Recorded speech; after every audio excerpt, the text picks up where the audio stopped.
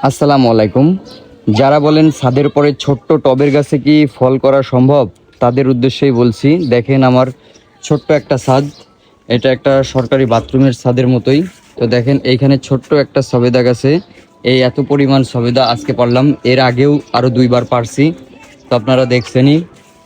আর এছাড়া কিন্তু ছাদের উপরে কত প্রকার গাছ আছে আপনারা দেখেন। এইখানে এই যে আছে ডালিম গাছ, চেরি পেয়ারা গাছ, তারপরে যে জাম গাছ, জাম গাছে ফুল চলে আসছে। এছাড়াও রয়েছে মনে করেন যে এই পাশে চেরি ফল গাছ, আম গাছ। এই টবের ভিতরে দিয়ে আবার একটা লাউ গাছ দিছি। এই পাশে আপনার করমচা গাছ, করমচার পাশে আছে আপনার আমড়া, কুমড়ো, তারপর হচ্ছে এটা হচ্ছে আমলকি, হ্যাঁ আমলকি গাছ এটা। এছাড়া এই পাশে রয়েছে আম গাছ, আর ওই পাশে আপনার এটা হচ্ছে আরেকটা জাতের করমচা, তারপর ড্রাগন ফল গাছ।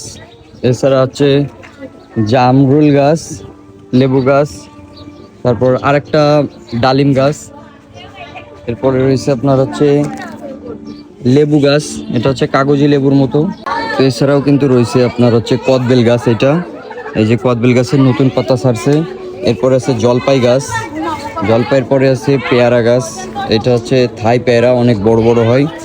আর নিচে কিন্তু আপনার আঙুর ফল গাছ আছে, এই যে মাচাতে আপনার ফলের ঝুড়িতে।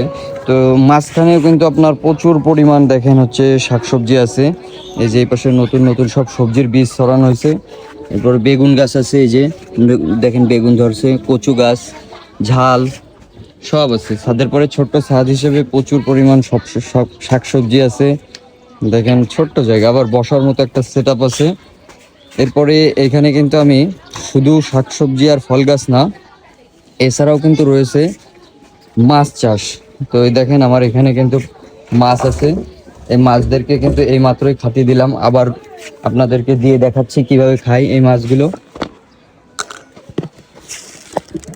এই যে মাছদেরকে খাবার দিলাম, দেখেন এখনই খাওয়া শুরু হয়ে যাবে। প্রচুর মাছ এখানে, প্রায় আপনার 400-500 পিস মাছ আছে, কই মাছ আর জেল মাছ। আর এই যে খাবারগুলো দিলাম এটা ভাসমান ফিড, দেখেন দেওয়ার সাথেই ক্লিয়ার। যেহেতু আমি এর আগে খাবার দিয়ে দিছি, যার কারণে এখন আর পুরো খাবার অনেক দিতে পারলাম না। তো দেখেন ছোট্ট জায়গা, আসলে ছোট্ট জায়গা, আমি শুধু এটাই বলতে চাই, অল্প একটু জায়গা এখানেই এতটুকু একটা রুমের ছাদ।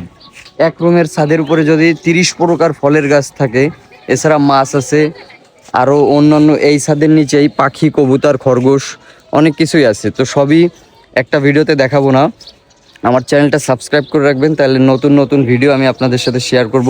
কৃষি খামারি আমার এই রয়্যাল ব্লগ চ্যানেলটি এবং রয়্যাল কৃষি চ্যানেলে যারা নতুন, তারা অবশ্যই ভিডিওটি ভালো লাগলে লাইক, কমেন্ট, শেয়ার করতে ভুলবেন না। সবাই ভালো থাকবেন, সুস্থ থাকবেন, আল্লাহ হাফেজ।